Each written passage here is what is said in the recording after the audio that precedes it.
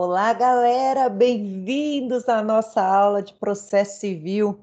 Peço desculpas pela minha ausência sexta-feira. Eu tive um problema com o meu modem, mas já resolvi. Agora eu estou cabeada aqui, está dando tudo certo com a nossa gravação. Para a aula de hoje, além do resfriado, eu vim com tudo aqui para mostrar para vocês a tal da petição inicial. Meu Deus, como é importante aprender essa matéria. E o núcleo da petição inicial, onde a gente aprende e a gente vai buscar o porquê da petição inicial, vai estar lá no Código de Processo Civil. E é isso que eu quero demonstrar para vocês na aula de hoje. Além da gente aprender os requisitos da petição inicial, eu quero trazer para vocês o porquê de cada coisa, onde que a gente estuda, e vocês vão ver que as matérias vão se encaixando aqui. Também vou trazer algumas dicas à luz da segunda fase da OAB, de como essa petição tem que ser confeccionada. Vem comigo então, já estou compartilhando com vocês os slides que eu vou deixar à disposição assim que acabar essa aula, já vai estar lá no AVA. Então, no momento que você estiver assistindo essa aula, já vai estar lá à sua disposição, juntamente com o material de apoio que eu deixei para vocês. Então, nós estamos na aula de número 4 e a nossa aula de hoje, petição inicial, onde eu encontro o fundamento da petição inicial. Nós vamos estar no artigo 319 do Código de Processo Civil e vamos falar um pouquinho desses requisitos tão importantes aqui para o operador do direito. Olha lá, trouxe para vocês, então, vejam, eu dei uma mexida básica para ficar mais fácil de entender esse artigo 319. Primeiro, pessoal, vamos lembrar, então, que a petição inicial ela é feita pelo advogado. Ele vai, então, fazer um pedido do direito dele, do direito do cliente dele, vamos fazer um pedido para o juiz. Dá-me os fatos que eu te direi o direito. Então, nós, advogados, a gente faz um pedido, a gente conta o que aconteceu, adequa esse que aconteceu à lei e pede a tutela jurisdicional. E o juiz vai nos dar o que a gente quer ou não, sempre depois de ouvir o réu, ou dar oportunidade para que ele venha até o processo e se manifeste, né? Temos que lembrar que sempre vai ter o princípio da ampla defesa, né? O réu sempre vai ter que se manifestar. Mas como que faz essa petição? Quais são os requisitos? Qual é o esqueleto dela? O que não pode faltar? Isso a gente encontra no 319. Então, tatuem artigo 319 no braço, porque ali vai estar todos os requisitos para fazer uma petição inicial. Bora lá, então. No inciso primeiro vai estar escrito assim: a petição inicial indicará o juízo a que é dirigida. Aqui, pessoal, eu vou encontrar o juízo a que é dirigida, porém eu preciso saber as regrinhas de competência. E elas estão descritas no artigo 42 até artigo 69. Isso significa, para onde vai essa minha demanda? Se a batida de carro aconteceu em Itapecerica, no Imbu, na praia, no Nordeste, qual juiz é o competente para julgar? Se o juiz é estadual, se o juiz é federal, Justiça Federal, a competência a gente vai encontrar lá nos artigos 109 e 110 da Constituição. Então, primeira coisa que a gente tem que saber é para onde que vai o meu pedido, né? Onde vai meu pedido? E aí a gente precisa dar uma olhadinha nas regras de competência que vocês já tiveram no processo civil. Depois, número 2, os nomes, prenomes, que a gente conhece vulgarmente por sobrenome, o estado civil, se a pessoa é solteira, casada, viúva, divorciada, a existência de união estável, profissão, número da inscrição no CPF, para depois facilitar a execução, né? Vamos buscar bens, ou CNPJ, se for uma empresa, né? Uma pessoa jurídica, o endereço eletrônico, o e-mail. Vejam que o CPC de 2015, ele já nasceu velho, né? Quem usa e-mail? Dá difícil usar e-mail, né? Mas precisa do endereço eletrônico. O domicílio é a residência do autor e do réu. Aqui a gente vai falar da qualificação do réu. E isso a gente aprende onde, pessoal? Onde? Vamos lembrar das nossas aulas lá de pessoas e bens, quando a gente falou de personalidade jurídica, quando que nasce a personalidade jurídica da pessoa e quando vai nascer da pessoa natural e quando nasce a personalidade jurídica da pessoa jurídica, personalidade da pessoa, quando ele tem capacidade genérica para ter direitos e obrigações do mundo civil. Aí vamos lembrar que da pessoa natural, nascimento com vida é o marco inicial, então. E da pessoa jurídica, quando? No ato do registro dos institutos dela no cartório de registro, na junta comercial, ou seja, no órgão competente. Então, pessoa física nasceu com vida, é titular de direitos e obrigações. Pessoa jurídica registrou seus atos constitutivos, ela também já tem personalidade. Mas aí, como que elas vão a juízo? Vamos lembrar, então, do conceito de capacidade. Quando a pessoa tem capacidade plena, a partir dos 18 anos, ela tem capacidade plena. Então, quer dizer que ela pode ir sozinha na justiça? Sim. Mas e se ela tiver menos? Aí ela é representada ou ela é assistida, a pessoa física? Vamos lembrar? A pessoa física até os 16 anos, ela vai ter uma representação do pai ou do responsável. Depois da alteração do código com o Estatuto da Pessoa com Deficiência, a única pessoa física que é absolutamente incapaz é o menor de 16 anos. Nesse caso, ele é representado pelos pais ou quem de direito que esteja exercendo a representação. E dos 16 aos 18 anos incompletos, ele é assistido. E a pessoa jurídica pelo seu representante que tem lá a sua representação no ou sucessivas pessoas que podem passar essa indicação, né, no seu ato constitutivo.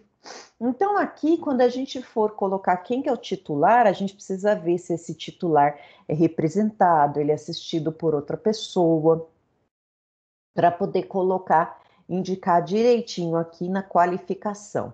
Aí eu coloquei os parágrafos que estão lá embaixo do artigo, mas como ele se refere ao inciso segundo, eu já trouxe ele mais para cima, olha lá. Caso não disponha de informações previstas no inciso segundo, aí eu não sei qual que é o CPF, vai? Pede para o juiz requerer diligência, né? Pede para o juiz para que peça um ofício, né, em algum órgão competente para ter, então, essa informação. A petição inicial não será indeferida se, a despeito da falta de informações a que se refere o inciso 2, for possível a citação do réu. Ou seja, eu não sei o nome completo, mas eu sei onde ele mora e conseguiu achar. Parágrafo 3º.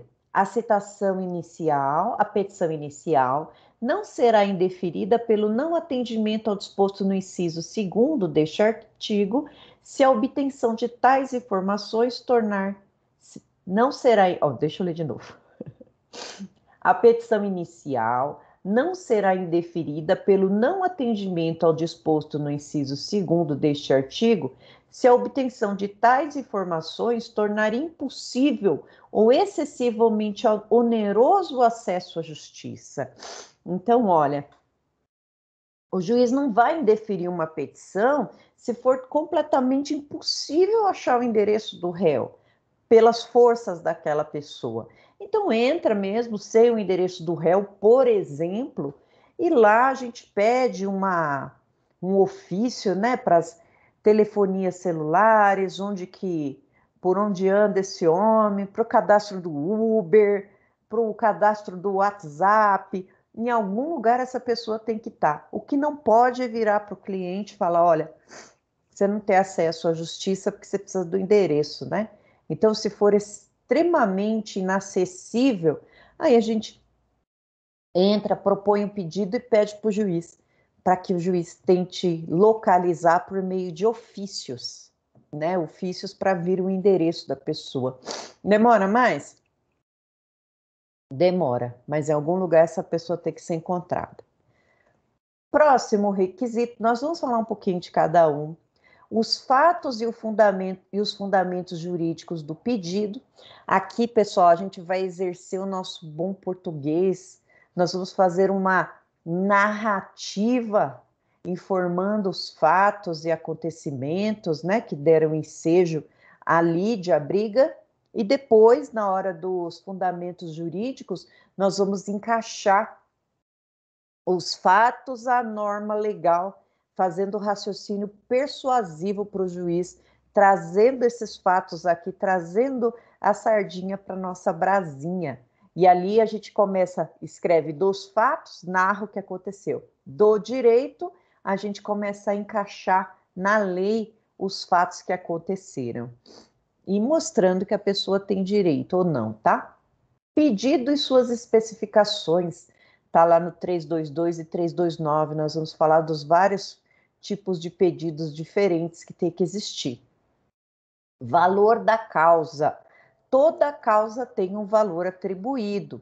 Então, a gente sempre tem que atribuir um valor da causa. É por esse valor da causa que a gente vai calcular, por exemplo, os honorários do advogado, honorários de sucumbência, as custas judiciais, e o CPC vai trazer algumas situações em que o valor da causa tem que ser daquela maneira que ele diz. As provas que o autor pretende demonstrar a verdade dos fatos. Olha só, aqui a gente já está falando da parte instrutória. Quais são as provas que eu pretendo formular para provar o que eu estou dizendo aqui? Tudo isso consta na petição inicial. E aí eu tenho algumas provas pré-constituídas, ou seja, eu consegui antes da parte de instrução do processo, né? Quais? Por exemplo, um laudo do acidente, um boletim de ocorrência. Aí eu já coloco essas provas aqui de antemão e já mostro para o juiz que já existe alguma fumaça do que aquilo que eu estou falando é verdade. Demais provas a gente vai formular durante a instrução processual. O que é isso? Na fase adequada do processo, a formulação das provas. Vai ter uma hora de ouvir testemunhas, vai ter hora de ouvir perícia, vai ter hora para tudo dentro do processo. Depois, aqui é importante, é uma inovação do CPC, opção do autor pela realização ou não de audiência de conciliação e mediação. O nosso Código de Processo Civil novo, ele é totalmente pró-conciliação, pessoal, pró-conciliação. E por quê? Já que os litígios eles tendem a demorar bastante, e é melhor que você agora consiga resolver esse problema do que se arrastar por longos anos e pode ser que as partes nem vejam a justiça sendo feita. Então, nada melhor, né, do que chamar para um acordo, tentar conciliar, e aí essa hora vai entrar uma pessoa que tenha uma boa técnica de conciliação, pode ser o juiz ou pode ser uma outra pessoa, que traga técnicas, né, de aproximação das partes. Nessa hora não é hora de falar quem está certo, quem está errado, mas de pôr um fim no litígio, né? A gente vê situações de conflitos judiciais que o processo é a cereja do bolo, tem muita mágoa envolvida ali. Então, às vezes, as pessoas sentando e conversando conseguem pôr fim ao litígio, e é um processo a menos para a justiça resolver. E é tão melhor a gente chegar num acordo do que um terceiro, que no caso é o juiz, vir e dar uma martelada decidindo a nossa vida, né? Então, dessa maneira, o judiciário abre as portas para quem quer conciliar e já resolveu o problema. E por fim, né, a petição inicial será instruída com os documentos indispensáveis à propositura da ação. Vai depender de que tipo de ação que nós estamos falando, mas já adianto, o que você já tiver de pré-concebido acerca do processo, né? Eu tenho, por exemplo, uma ação de indenização por danos morais, e aí eu já coloco já os prints do Facebook lá, do Twitter, do Instagram, ou uma ação de investigação de paternidade, eu já coloco todas as cartas de amor, uma investigação de paternidade, né? Ou numa ação de alimentos, o pai registrou, só junto o registro de nascimento da criança e acabou. é indispensável, por exemplo, para firmar o vínculo pai e filho, a certidão de nascimento. Então, indispensável esse documento, eu já junto. Mas vamos falar ponto a ponto acerca desse principal e pioneiro instrumento, porque é ele que vai iniciar o processo. Essa aula vai mais rápido porque não tem ninguém perguntando, então eu já adianto para vocês que as dúvidas que vocês tiverem, sexta-feira, vocês anotem aí, sexta-feira a gente tira as dúvidas, porque eu vou começar aqui a partir do final dessa aula. Então, conceito, o que é uma petição inicial? Peça escrita no vernáculo, ou seja, em português, vernáculo do Brasil, e assinada por patrono devidamente constituído, e que o autor formula a demanda que virá a ser apreciada pelo juiz, na busca de um provimento final que lhe conceda a tutela jurisdicional pretendida. Então, eu preciso de uma petição, seguindo os requisitos do 319, com todos aqueles incisos que não podem faltar nenhum, que vai ser dirigida ao juiz e vai formular quais são os meus pedidos. O que eu pretendo da justiça? O juiz não vai analisar o que está na minha cabeça, eu tenho que colocar no papel. E aí eu frisei aqui uma observação do princípio da inércia do judiciário. O judiciário, pessoal, é um órgão que fica parado, esperando a manifestação das partes, o movimento das partes. Então, o que vai tirar o judiciário da inércia e vai fazer o judiciário começar a agir vai ser a petição inicial. Então, não espere que o judiciário venha bater na sua porta e pergunte se quer alimentos. Não, você que tem que propor a ação. O judiciário fica parado, aguardando a movimentação das partes. Como eu movimento as partes? Com a petição inicial. Nós vamos fazer petição inicial na faculdade? Sim, pessoal, sim e muito. Eu já estou dando aula para o pessoal do, acho que é sétimo, oitavo, nono e décimo sobre estágio. Então, quem tiver curiosidade, entra lá na minha página do YouTube e vejam lá estágio. Eu tenho estágio de penal, tem estágio de civil e eu fiz uma petição de direito administrativo também, tá super legal.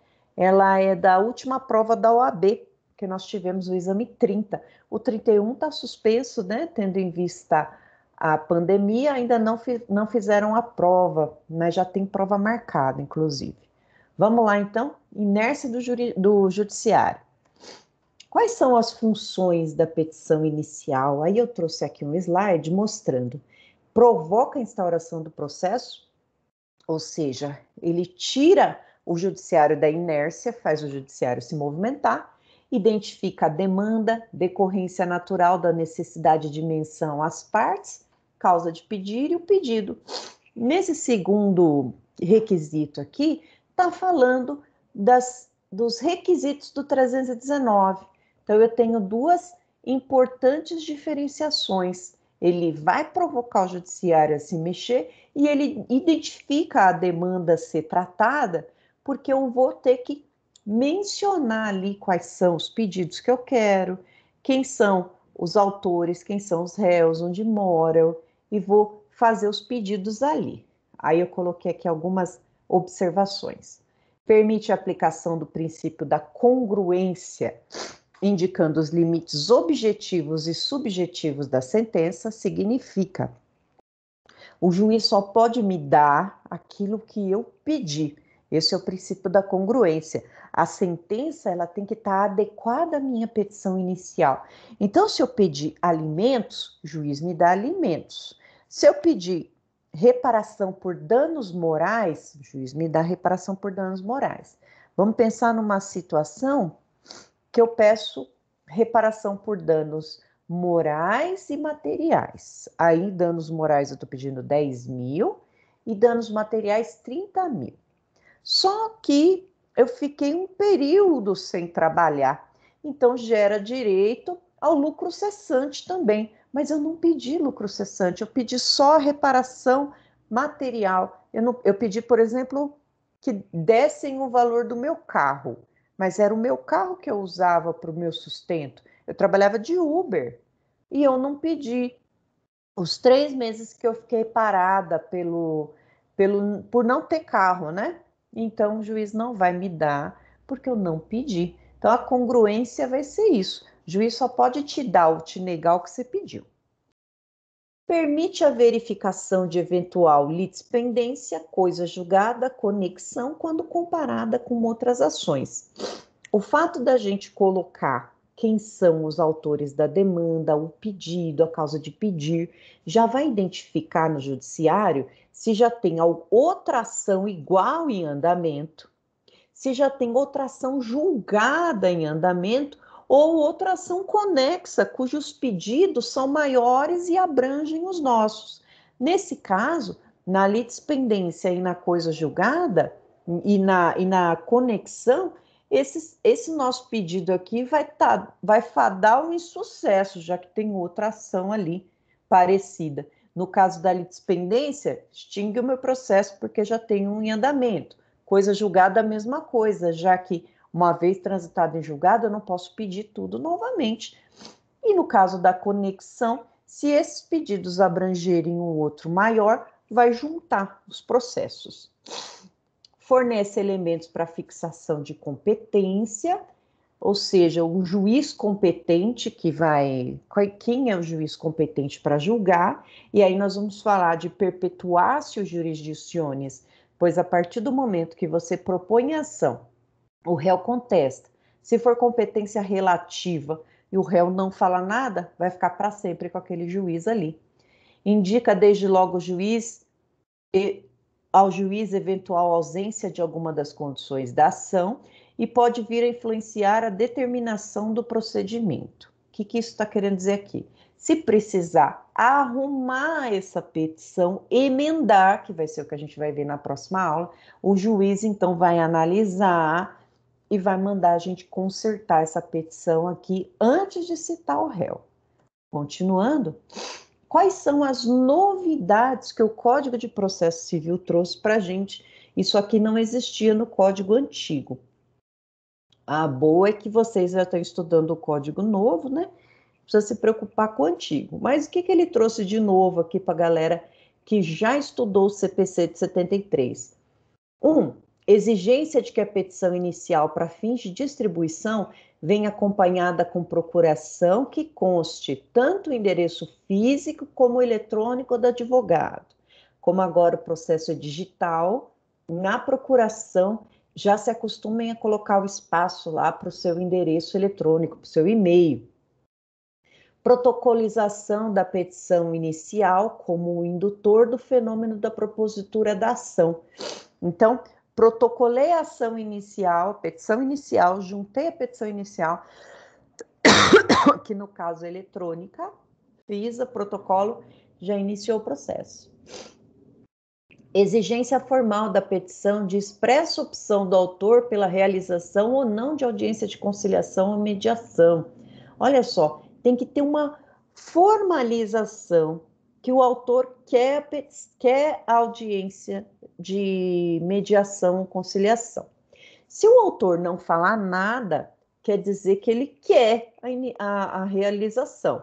Mas se ele só consegue fugir dessa audiência aqui, lembrando que o CPC, ele quer que tenha, a nova onda do CPC é conciliar, então o que ele vai fazer?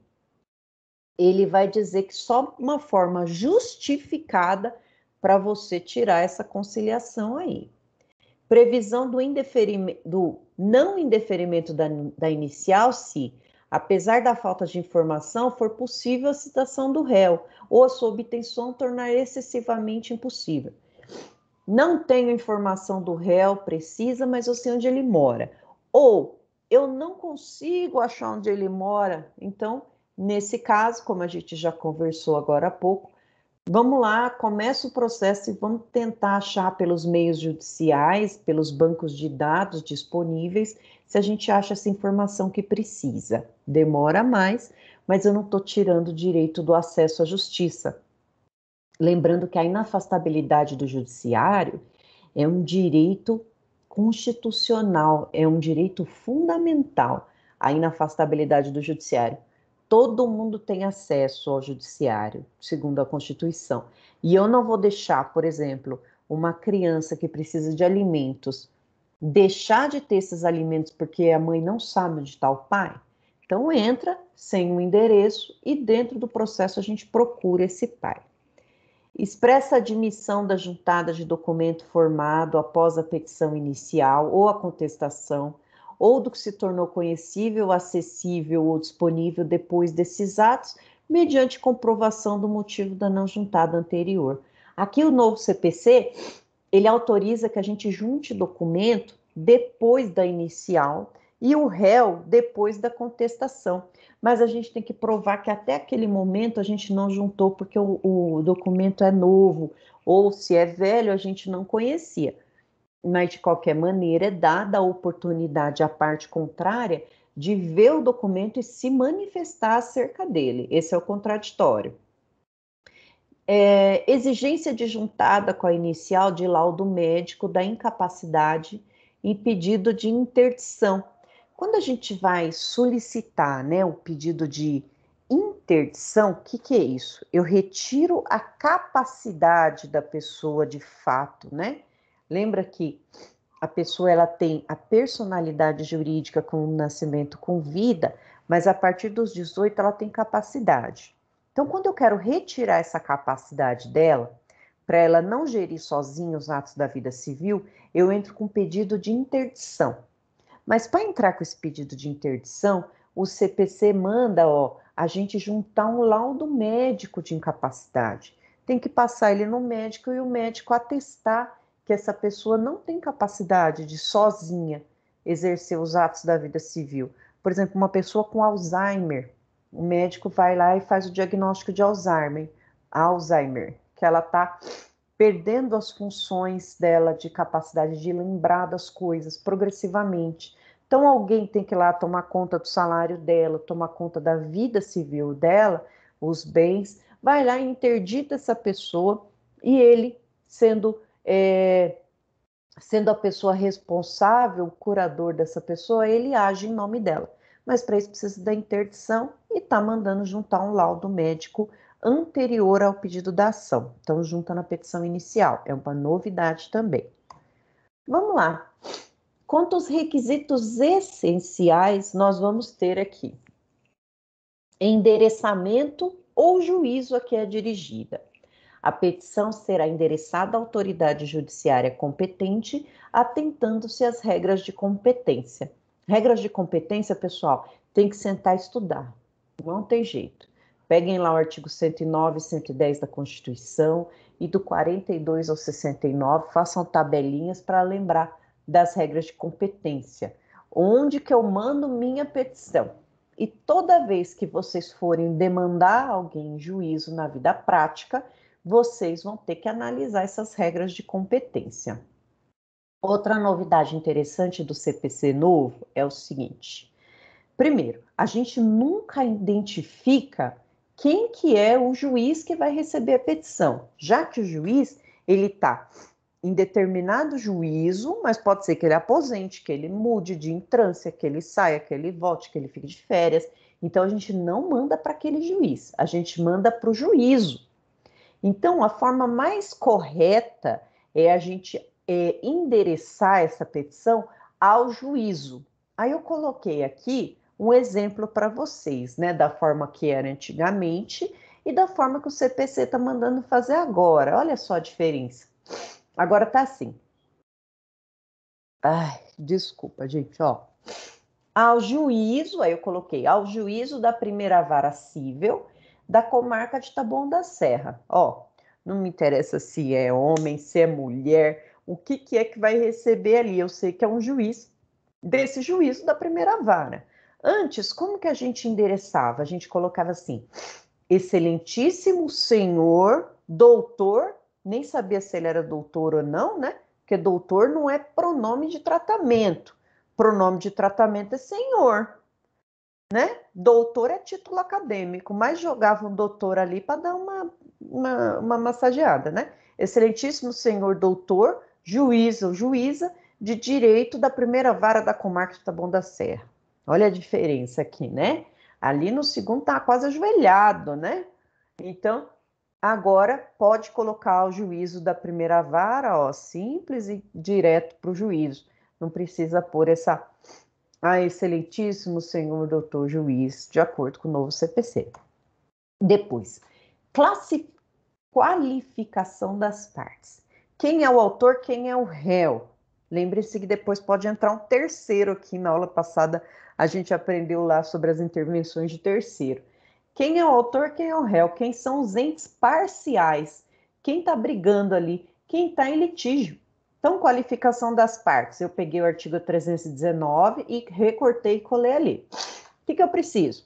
Nome, prenome, lembrando que prenome é a mesma coisa que sobrenome, estado civil, existência de união estável, profissão, número de CNPJ, número de CPF, endereço eletrônico, domicílio e residência. De quem? Tudo isso. Do autor e do réu. Para quê? Para poder citar essas pessoas e intimá-las dos atos, né? Eu vou citar o réu para dizer que tem um processo. E depois eu vou intimá-lo dos atos. Ó, audiência tal dia, rol de testemunhas. Vou citá-lo e vou intimá-lo. Citação é uma vez, intimação pode ser várias, porque intimação é dos atos. E aí eu coloquei um exemplo aqui, né? Exemplo de qualificação das partes. Eu peguei aqui uma ação de alimentos, ó. Fábio Júnior da Silva, menor impúbere, representado por sua mãe, Glória Pires. Tirei isso do fundo do baú, né? Acho que eles nem lembram mais. Só eu. Estado civil, entre aspas, 3 pontinhos. Existência de união estável, entre aspas, 3 pontinhos. Profissão, entre aspas, 3 pontinhos. Que palhaçada é essa, professora? Eu estou de acordo com o que o edital da OAB pediu. Olha só, pessoal. Aqui, depois eu vou deixar para vocês copiem esse link e colhem. E vai direcionar vocês para o edital da OAB. Lá no edital vai estar escrito assim, no item 3.5.9. Na elaboração dos textos da peça profissional das respostas às questões discursivas, o examinando deverá incluir todos os dados que façam necessário, sem, contudo, produzir qualquer identificação ou informação, além daquelas fornecidas e permitidas nos enunciados contidos no caderno de prova. Assim, o examinando deverá escrever o nome do dado seguido de reticências ou 31, que é o exame 31, né? Exemplo, município, reticências, tá entre aspas. Data, reticências. Advogado, reticências. É para inventar dados? Não.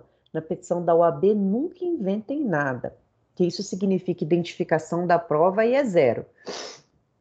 Não quer por reticências? Põe município, 31, data, 31, em número romano. Advogado, 31, ponto. A omissão de dados que forem legalmente exigidos ou necessários para a correta solução do problema proposto acarretará em desconto na pontuação atribuída ao examinando nessa fase.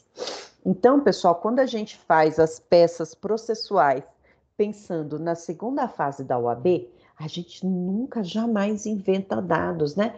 Manda aqui, por exemplo, que a Glória Pires é casada, né? Que agora ela é casada com Orlando Moraes, mora em Paris. Não, isso aqui eu sei porque eu assisto TV e eu sei porque eu vejo caras, vai. Não, mas o enunciado não está dizendo isso. Eu ponho estado civil entre aspas. O enunciado da peça, né, que é o caderno de prova, ele tem que dizer para a gente. Se ele falar que ela é solteira, que ela é casada, aí sim a gente põe. Se não, a gente vai fazer assim, ó. Eu sei dos requisitos do artigo 319, que está pedindo estado civil, que está pedindo se tem união estável, e ponho. Mas não invento. Tá certo, pessoal?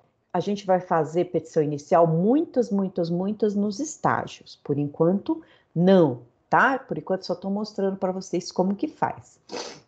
Próximo aqui, falei, né? Abri esse parênteses para falar acerca do nosso querido exame da OAB. Depois, aqui. 3. fatos e os fundamentos jurídicos do pedido. É aqui que o advogado mostra a que veio, pessoal, é aqui. Algumas coisas importantes, né?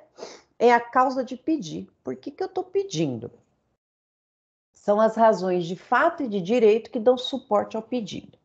Nos fatos, eu vou usar a narração, o tipo do texto narrativo. Na narração tem um passar do tempo, né? A história tem começo, meio e fim. Então, vamos pensar numa situação de indenização por reparação de danos no acidente de carro. Aí eu vou dizer como que foi o acidente, né? Quem está certo, quem está errado, sob a ótica do autor. Depois eu vou para os fundamentos. Nos fundamentos é a parte que a gente chama do direito. Vejam, no direito é a parte em que eu estou adequando o fato que aconteceu à norma jurídica. E tem um brocardo jurídico, um princípio geral do direito que diz: dá-me os fatos que eu te direi o direito. Ou seja, o juiz é obrigado a conhecer o direito, ele só não é obrigado a conhecer o direito consuetudinário, que é aquele não escrito, e o municipal e o internacional. O resto, ele é obrigado a saber. Então, em tese, nas petições que a gente tem fora da OAB, claro, não precisa necessariamente pôr o direito. Mas por que a gente põe? Porque é uma forma de persuadir o juiz. É aqui que a gente vai mostrar para o juiz como que o nosso caso concreto se adequa à norma. E eu gosto de trabalhar com o tipo de dissertação persuasiva, usando para isso o raciocínio aristotélico. Eu vou buscar lá nos gregos o raciocínio. Como que faz isso? Se faz por meio de premissas. Eu vou ter então a premissa maior, premissa menor e conclusão. À primeira vista parece ser difícil, né? Mas não é, é fácil. Premissa maior, o que é? É a lei. Premissa menor, o fato que aconteceu. Conclusão, eu adequo os dois.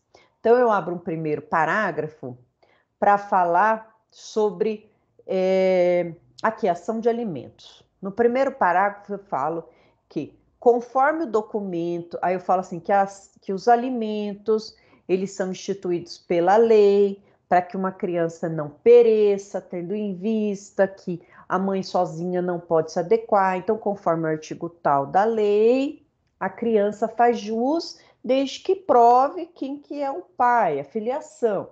No caso em tela, olha eu na premissa menor.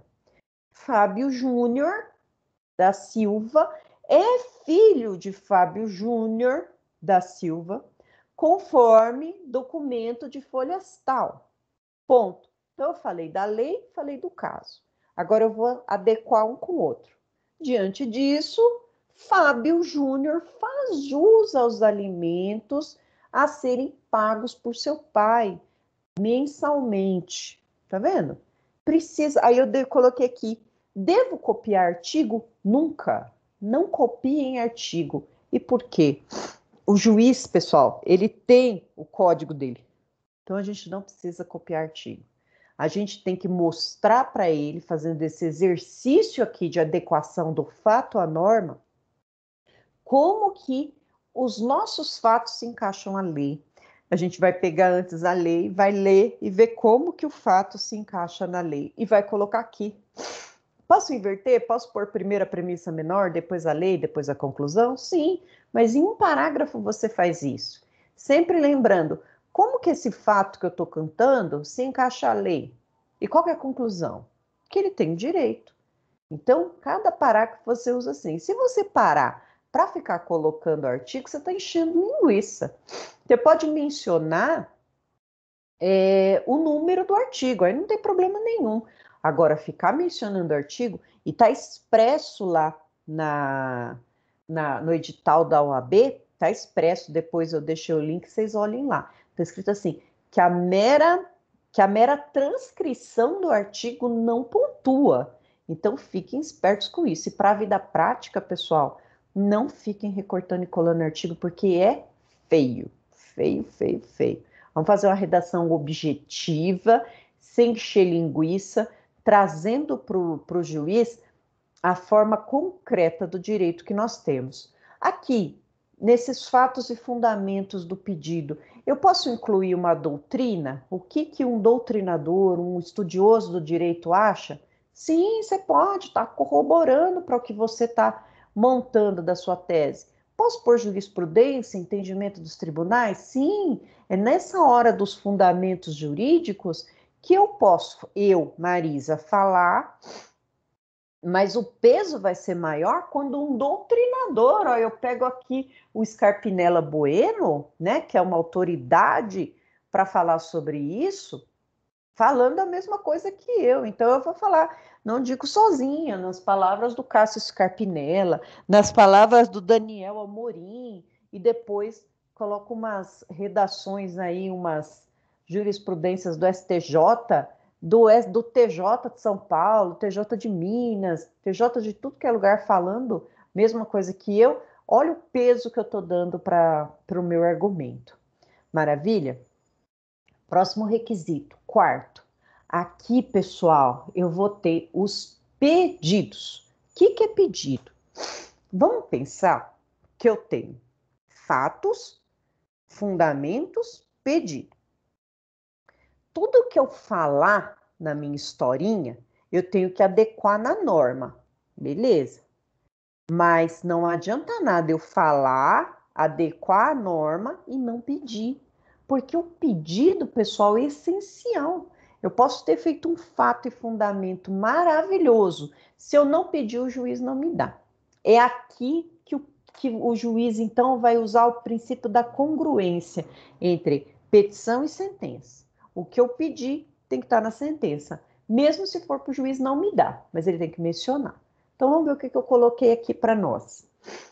Pedido tem a função de delimitar, ou seja, ele vai pôr o limite na atividade jurisdicional, de modo que, uma vez proposta a ação, não pode o juiz julgar fora do meu pedido, chama extra petita. Exemplo, eu não pedi lucro cessante, esqueci. Eu não pedi o lucro cessante, que é aquele valor que eu deixei de ganhar com o acidente. O juiz não me deu porque eu não pedi. Tá certo.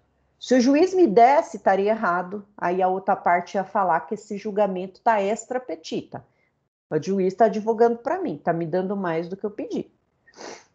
Além daquilo que fora pedido, ultra petita. Então, se eu estou pedindo uma reparação de 5 mil, o juiz não pode me dar 6, porque ele está julgando ultra, além do que eu pedi. Ou deixar de se pronunciar sobre um pedido, citra ou infra petita.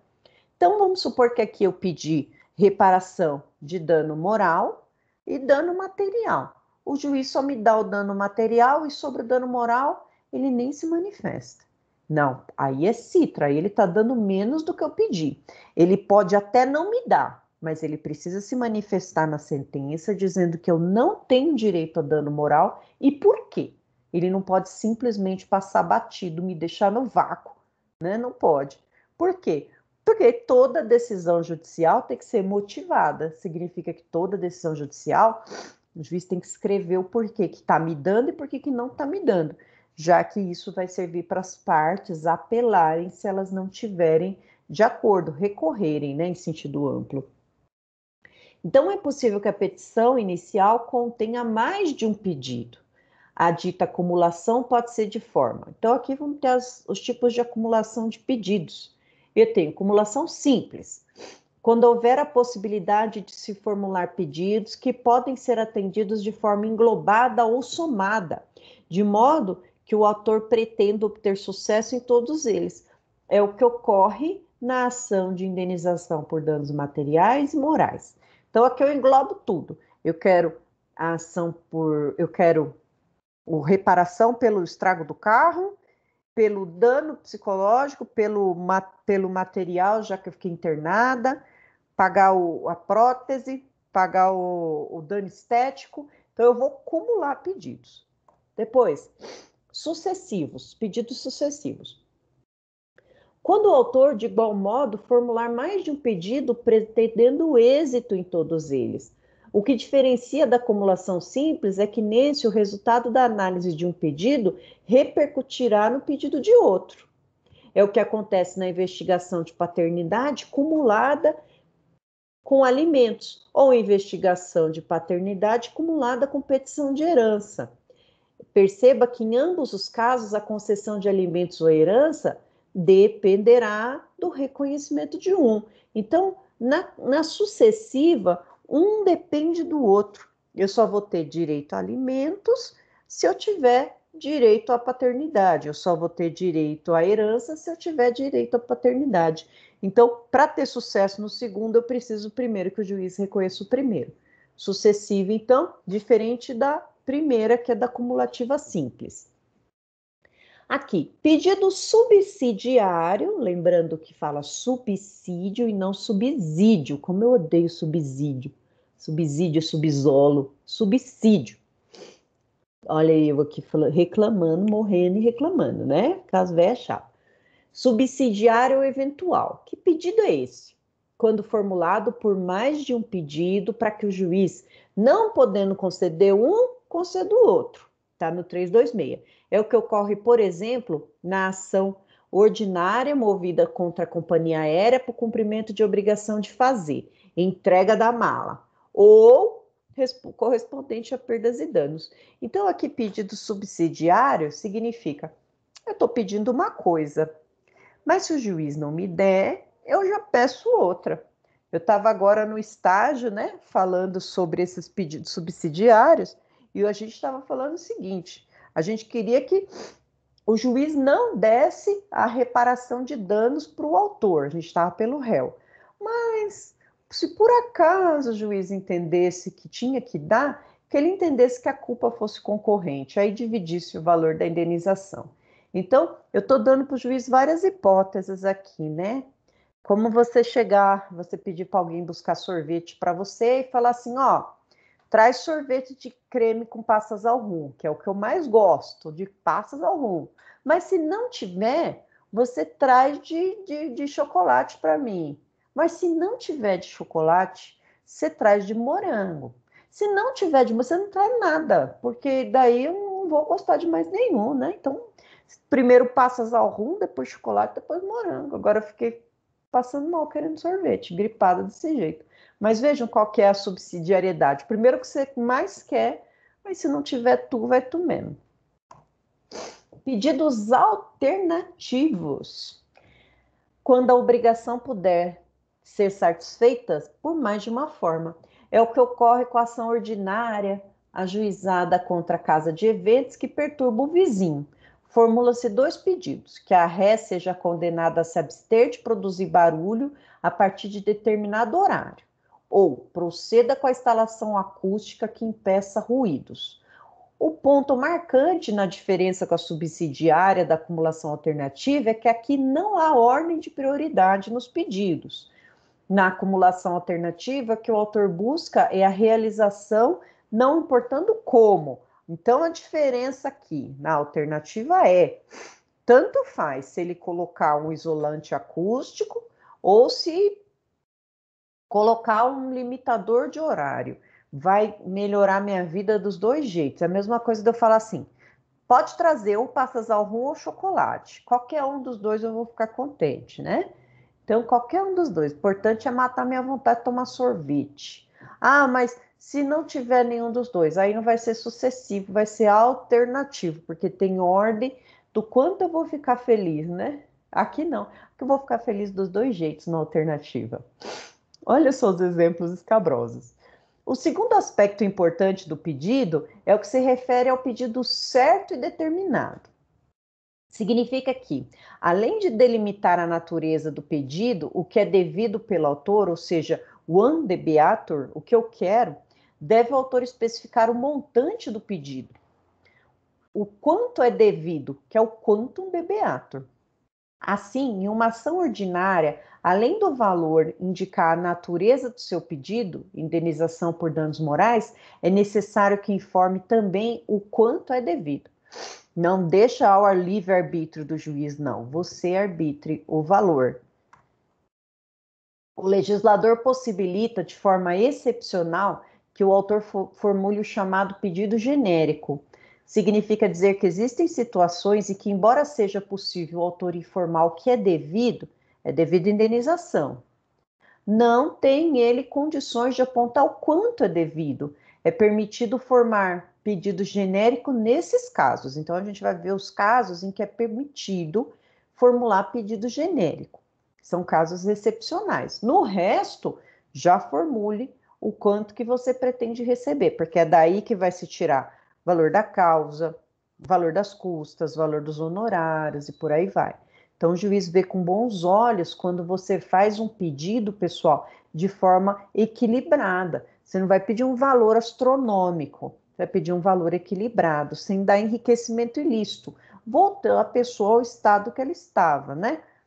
Por exemplo, acidente de carro, então eu quero o valor do dano emergente, ou seja, o carro valia 30 mil, então eu quero o valor desse carro de 30 mil, mais fiquei sem trabalhar 2 meses e eu ganhava 5 mil por mês.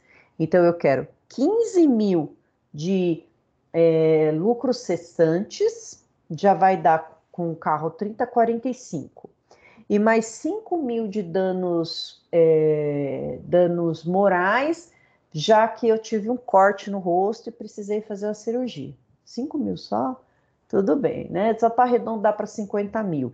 Então, aqui eu já jogo um dano de 50 mil, válidos no momento aqui da propositura. Até receber, vai tendo os juros aqui.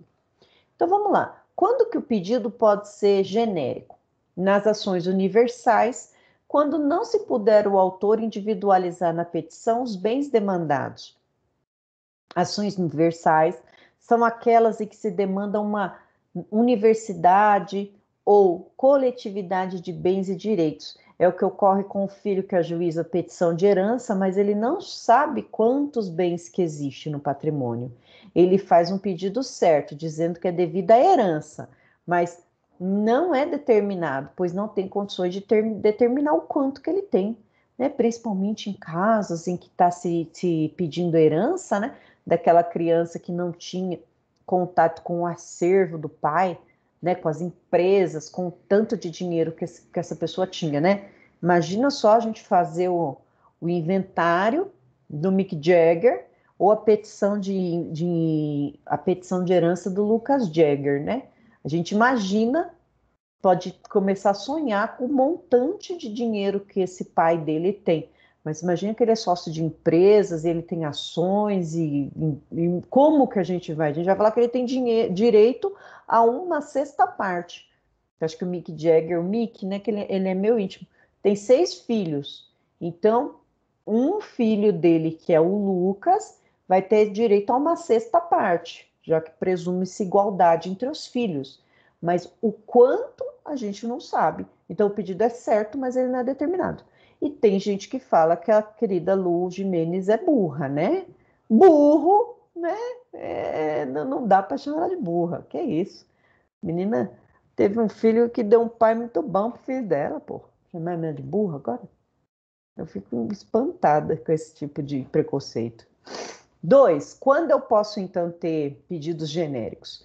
Quando não for possível determinar de modo definitivo as consequências do ato ou do fato ilícito. Olha só, é possível que as consequências de um ato causado ou do autor ainda não tenha cessado quando o ajuizamento da ação. É o que ocorre com alguém ao juizar a ação de indenização por danos materiais, ainda está em processo de recuperação, pagando despesas hospitalares. Nesse caso, apesar da inicial, o an debeatur é devido à indenização por danos materiais, não tem o autor como apontar o quantum, ou seja, quanto devido, haja vista que as consequências danosas ainda não cessaram. Então, nesse caso aqui, ó, o ato ilícito, que foi o acidente, está gerando danos que não tem como mensurar. Vamos pensar numa criança que teve a perna amputada. Olha que situação triste. A criança cresce. Então, as próteses, elas vão ter que ser trocadas, né? Durante todo o processo e até o final, até os 18, 20 anos, quando ela começa a parar de crescer. Então, nesse caso, eu sei que ele vai ter que indenizar o quanto? Não sei, não dá para eu colocar aqui um valor, porque eu não sei o quanto que eu vou precisar de trocar essa prótese o tempo todo. Quem vai dizer vai ser um médico, não sou eu. Então, mais um caso que vai dizer que é possível esse pedido não determinado. Quando a determinação do valor da condenação depender de ato que deva ser praticado pelo réu. É possível também que o quanto debeatur dependa de ato a ser praticado pelo réu. Exemplo comumente citado é de ação de prestação de contas.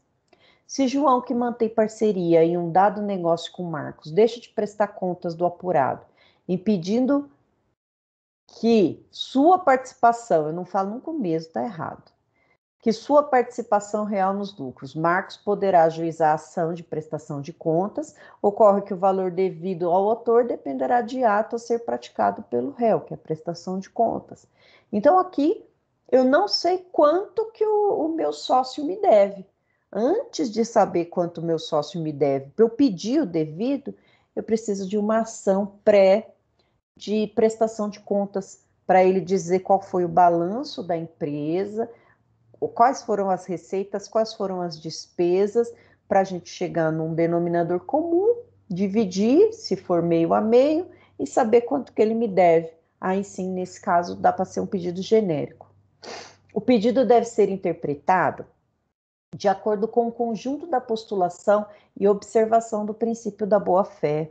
Existem aqueles que são presumidos como existentes, que são os pedidos implícitos.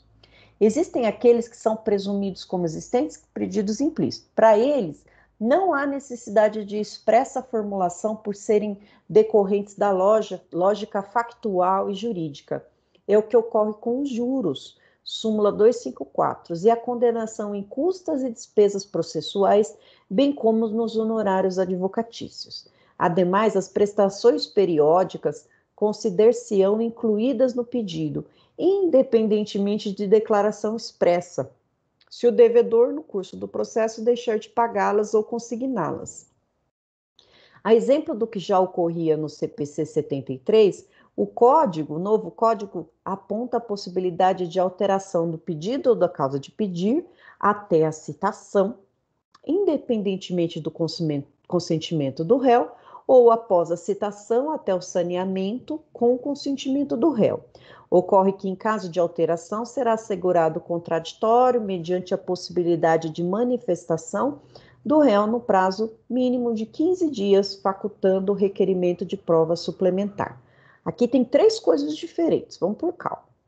Primeiro, o pedido deve ser interpretado de acordo com o conjunto da postulação e observará o princípio da boa-fé. Não caio nessa. O que isso aqui está querendo dizer? Está querendo dizer o seguinte, vamos pensar nas situações corriqueiras que isso daqui tá numa boa. Por exemplo, se eu estou pedindo cobrança de aluguéis, ou alugueres, no plural, podemos chamar de alugueres, eu estou cobrando, então, a pessoa está me devendo 3 meses, presume-se que os alugueres que vencerem dentro do processo são devidos. A gente fala de prestação sucessivas, juros, são coisas que mesmo se eu não pedir, o juiz entende como um pedido implícito, está ali. Aqui, por exemplo, juros, honorários de advogado, o advogado não vai trabalhar de graça, né? Aqui, ó, honorários advocatícios, demandas periódicas. Eu estou pedindo aqui a execução de alimentos de 3 meses, e aí inclui os que vencerem dentro do processo, são as prestações periódicas. Mas tome muito cuidado, pessoal, porque varia muito de juiz para juiz. Eu tive um problema uma vez de uma batida de carro, e o carro ficou lá, né, pendente. Só que nesse inteirinho, o processo demorou muito, venciam os IPVAs. E aí eu não coloquei, olha que mancada, nunca façam isso, vivendo e aprendendo. Eu não coloquei que a seguradora não queria pagar, foi aquela briga dos infernos, né? E aí, pessoalmente, depois eu conto a seguradora para vocês, ela não queria pagar de jeito nenhum o carro, né? Porque o documento do carro da pessoa que teve o acidente estava irregular, né? E o que a pessoa vai saber, né? Pago o seguro, tem que ficar perguntando se o documento tá bom para poder me acidentar, né? Enfim.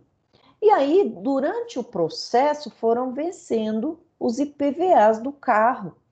E não foi pedido no processo, foi pedido indenização de reparação.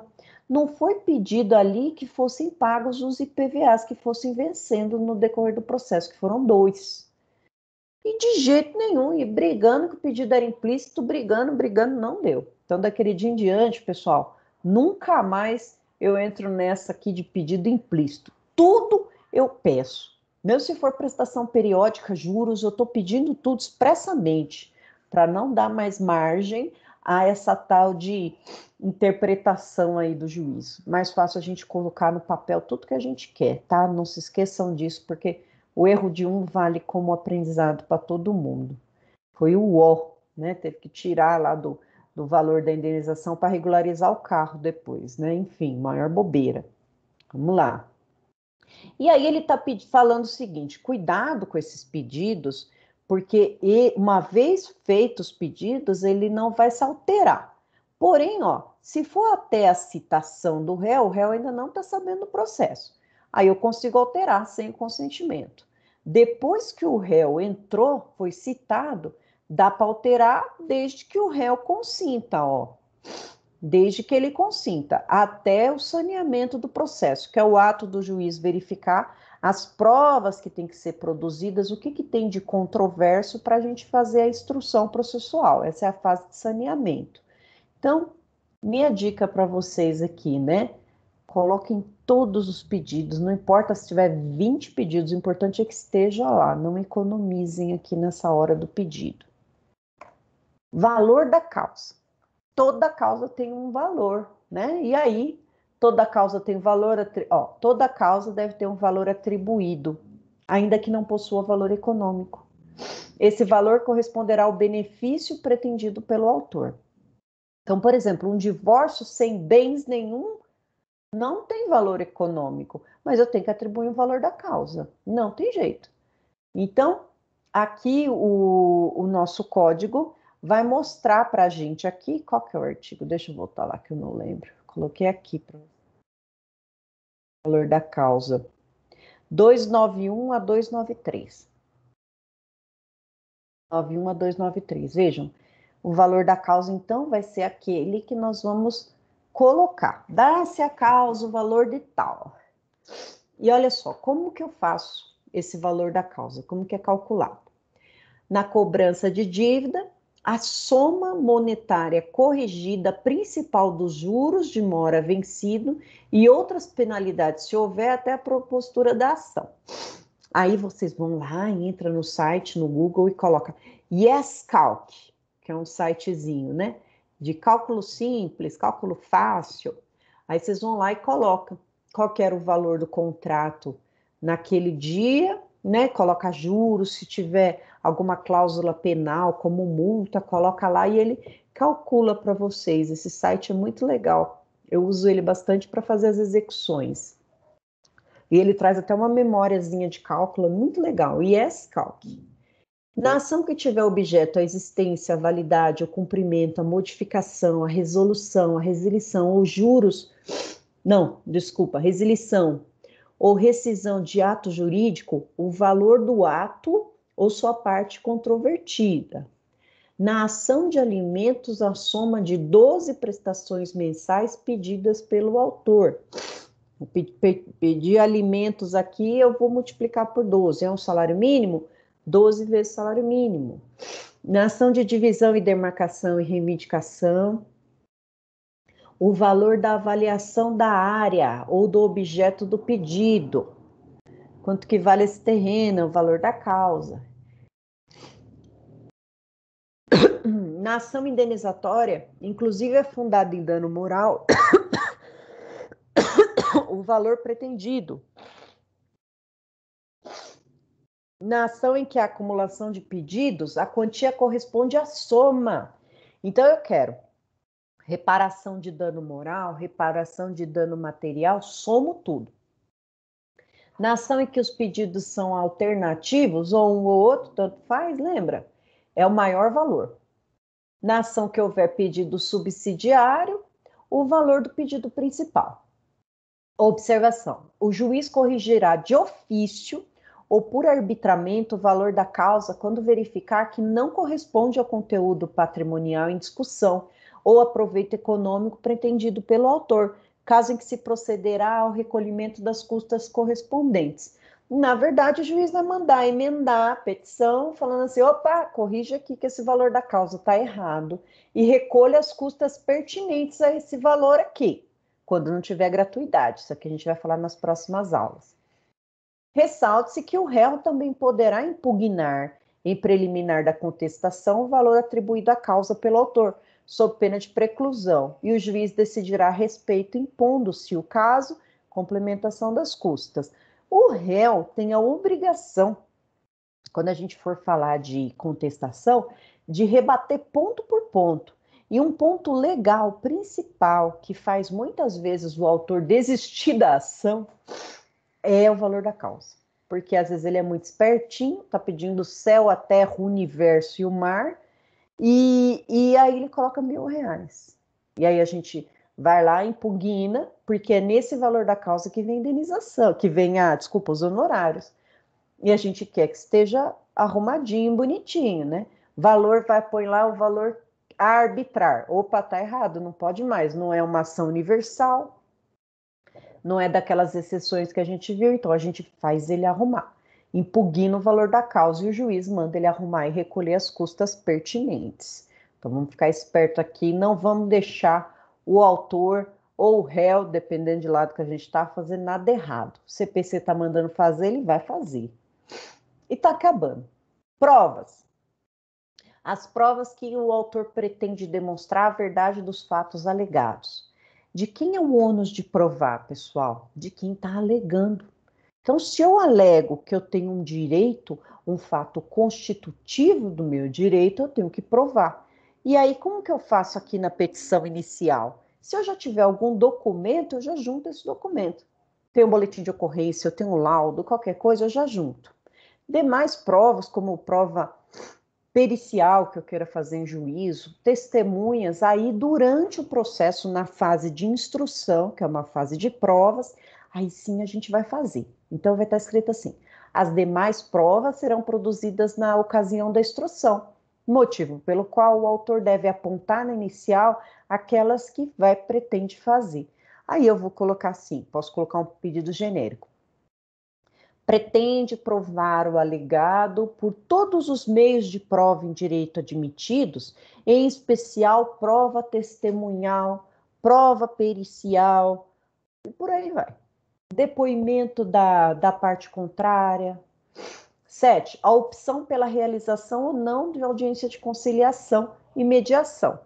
O CPC aponta esse instrumento de resolução de conflitos visando implementar a celeridade processual. A aludida audiência somente deixará de ser realizada se o litígio não admitir autocomposição ou se ambas as partes manifestarem expressamente o desinteresse. Aqui é um ramo muito legal e muito promissor, né? O ramo do... Cada vez estão se fazendo mais estudos, né? Para que a gente possa conseguir fazer com que acalmem os ânimos das partes e a gente traga ao conflito o que realmente aquelas pessoas estão guerreando, né? Lembrando que o processo às vezes é só a ponta do iceberg, né? Muitas vezes ali numa discussão de alimentos tá rolando uma mágoa, né, do marido e a mulher que estão jogando nos filhos, uma alienação parental, né? Todas as vezes é uma mágoa. Então, esse mediador, esse conciliador, tinha que ser uma figura que fosse bem treinada para identificar isso e fazer com que essas partes chegassem num acordo e principalmente que visasse o melhor ali para a solução dos conflitos. Até porque sempre que concilia, acaba.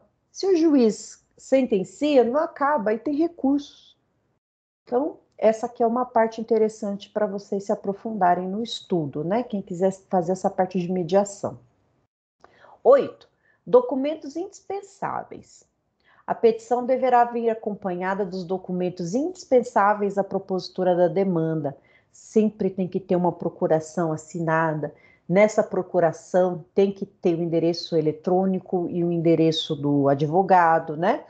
Assim, por exemplo, numa ação de alimentos, a petição inicial estará acompanhada da certidão de nascimento, com o objetivo de provar o parentesco que justifique a concessão de alimentos. Ou numa ação possessória, a petição deverá vir acompanhada de documentos que comprovem a posse.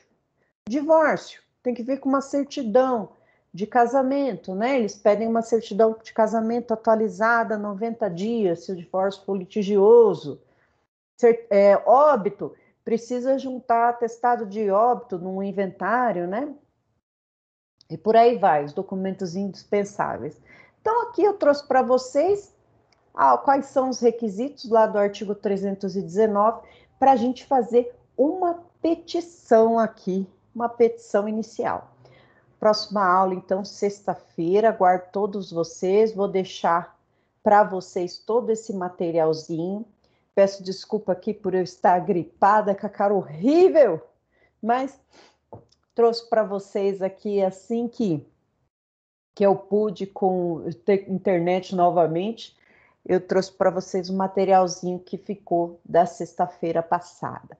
Vou deixar lá disponível, vou pedir para o Francisco compartilhar. Então, um grande beijo a todo mundo.